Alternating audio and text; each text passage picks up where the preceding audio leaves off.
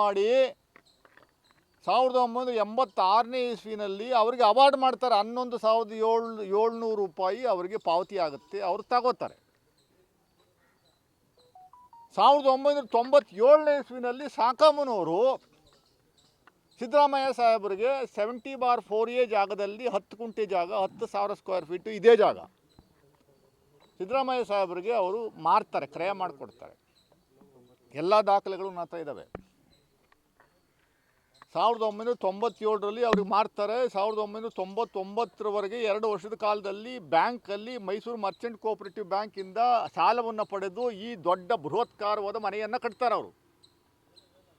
ತದನಂತರ ವಾಸ್ತು ಅದು ಇದು ಏನೇನೋ ಸಮಸ್ಯೆ ಆಗಿ ಅವರಿಗೆ ಆಮೇಲೆ ಇದಲ್ಲದೇನೆ ಮೈಸೂರು ಕೋಆಪರೇಟಿವ್ ಬ್ಯಾಂಕ್ ಸಾಲ ತಗೊಂಡಿರುವಂಥದ್ದನ್ನ ನೋಟಿಸ್ ಮೇಲೆ ನೋಟಿಸ್ ಕೊಟ್ಟು ಪೇಪರ್ ಅಡ್ವರ್ಟೈಸ್ಮೆಂಟ್ ಕೊಟ್ಬಿಡ್ತಾರೆ, ಸಾಲ ಕಟ್ತಾ ಇಲ್ಲ ಸಿದ್ದರಾಮಯ್ಯನವರು ಅಂತ.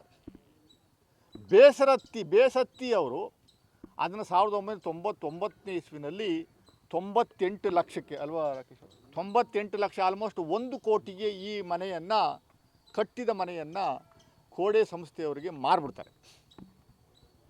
ಇದು ಜಿಸ್ಟ್ ಆಫ್ ದಿ ಇಶ್ಯೂ.